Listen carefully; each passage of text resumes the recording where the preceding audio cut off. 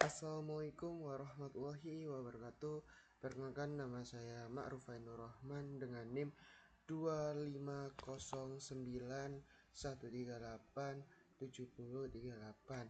Nah, pada video kali ini saya di sini akan membahas tentang perbedaan HTTP, MQTT, COAP dalam Internet of Things atau bisa disebut IoT. Nah, pada video kali ini kita akan membahas tentang tiga protokol komunikasi yang sering digunakan dalam dunia Internet of Things atau IoT, yaitu HTTP, MQTT, dan COAP. Ketiga protokol ini digunakan untuk mengirim dan menerima data antar perangkat seperti sensor, server, maupun aplikasi. Namun, masing-masing memiliki cara kerja karakteristik yang berbeda. Nah, di video kali ini kita akan membahas apa itu HTTP, apa itu MQTT, apa itu COAP, dan keempat, perbedaan antara ketiganya yaitu HTTP, MQTT maupun COAP, serta kapan masing-masing protokol sebaiknya digunakan. Jadi, simak video ini sampai selesai agar kalian lebih memahami bagaimana komunikasi dalam bekerja dalam sistem IoT. Oke, yang pertama yaitu HTTP. Yaitu HTTP ini adalah singkatan dari Hypertext Transfer Protocol. Protokol ini merupakan protokol komunikasi yang paling umum digunakan di internet, terutama untuk komunikasi antara web browser dan web browser. Ketika membuka sebuah website, sebenarnya browser kita sedang menggunakan HTTP untuk meminta data dari server. Untuk cara kerjanya sendiri yaitu HTTP menggunakan model client server. Artinya klien mengirim permintaan atau request, server memberikan respon atau response. Contoh sederhananya, ketika kita membuat website, browser mengirim request ke server, kemudian server mengirimkan data berupa halaman web.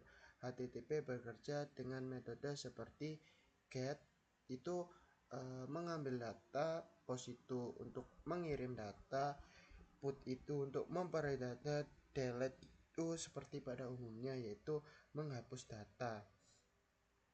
Untuk karakter dari HTTP ini sendiri, beberapa karakteristik HTTP adalah berbasis TCP, artinya koneksi yang digunakan cukup stabil, bersifat stainless, setiap request tidak menyimpan informasi sebelumnya.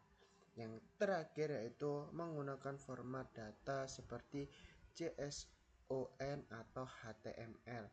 Nah, HTTP dalam IoT ini walaupun sangat populer di internet, namun dalam IoT HTTP sering digunakan tapi dianggap cukup berat. Karena apa? Karena membutuhkan bandwidth yang lebih besar. Perangkat IoT biasanya memiliki keterbatasan seperti daya baterai kecil, memori terbatas, koneksi internet yang tidak stabil. Karena itu, muncul protokol lain yang lebih ringan seperti MQTT dan COAP.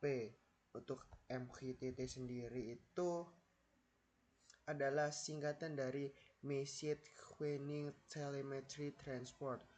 MQTT merupakan protokol komunikasi yang dirancang khusus untuk perangkat dengan bandwidth rendah dan jaringan yang tidak stabil, sehingga sangat populer dalam sistem IoT. Untuk cara kerjanya sendiri yaitu MQTT menggunakan model publish ke subscribe. Dalam model ini terdapat tiga komponen utama yaitu publisher, perangkat yang mengirim data, subscriber, perangkat yang menerima data, tiga broker, server yang mengatur distribusi pesan. Alurnya seperti nih, publisher mengirim data ke broker dengan topik tertentu, kemudian broker akan meneruskan pesan tersebut pada subscriber yang berlangganan topik tersebut. Contoh, misalnya ada sensor suhu di rumah pintar. Sensor tersebut mengirim data suhu ke broker dengan topik temperatur atau home. Semua perangkat yang subscribe ke topik tersebut seperti aplikasi smartphone atau sistem monitoring akan menerima data tersebut secara otomatis. Untuk kelebihan MQTT sendiri yaitu ada kurang lebih 4 kelebihan yang dapat saya sebutkan, yaitu sangat ringan, hemat bandwidth dibandingkan yang tadi, cocok untuk jaringan yang tidak stabil, yang keempat efisien untuk komunikasi antar perangkat IoT. Karena kelebihan ini, MQTT banyak digunakan pada smart home, smart city, monitoring sensor, sistem industri IoT. Untuk COAP, yang ketiga yaitu COAP. Nah, COAP ini memiliki singkatan dari Container Application Protocol. Protokol ini dirancang khusus untuk perangkat dengan sumber daya terbatas seperti sensor kecil dalam jaringan IoT. Nah, untuk cara kerja COAP ini yaitu menggunakan model request ke response, mirip dengan HTTP, namun perbedaannya adalah COAP menggunakan UDP sebagai transport layer bukan TCP. Karena menggunakan UDP, komunikasi menjadi lebih ringan dan cepat. Untuk karakteristik COAP sendiri, beberapa karakteristik COAP adalah berbasis UDP, ringan dan cepat, cocok untuk perangkat IoT kecil, mendukung komunikasi multicast. Contoh penggunaan COAP sering digunakan pada sensor lingkungan, smart lighting, perangkat smartphone, dan jaringan IoT dengan energi rendah. Nah, karena protokol ini dirancang untuk perangkat dengan keterbatasan daya dan memori. Nah, untuk perbedaan dari ketiga yang saya jelaskan tadi yaitu HTTP, MQTT, dan COAP itu sekarang kita bandingkan ketiga protokol ini. Yang pertama, HTTP itu sendiri yaitu model komunikasinya itu request ke response dan transportnya itu TCP, dan untuk kelebihannya itu standar internet, mudah digunakan. Kekurangannya itu cukup berat untuk IoT. Nah, yang kedua yaitu MQTT, yaitu model komunikasinya yaitu publish ke subscriber. Untuk transportnya sendiri yaitu TCP. Kelebihannya sangat ringan dan efisien. Terus untuk kecocokannya itu untuk komunikasi antar perangkat IoT. Nah, untuk COAP sendiri yaitu request ke response. Berarti itu seperti HTTP tadi. Untuk transportnya sendiri berbeda seperti HTTP, yaitu menggunakan UDP. Nah, untuk kelebihannya sendiri itu ringan dan cepat, cocok untuk perangkat dengan resource terbatas. Secara sederhana, HTTP cocok untuk aplikasi web, MQTT cocok untuk komunikasi data sensor secara real time, sedangkan COAP cocok untuk perangkat IoT kecil yang membutuhkan komunikasi ringan.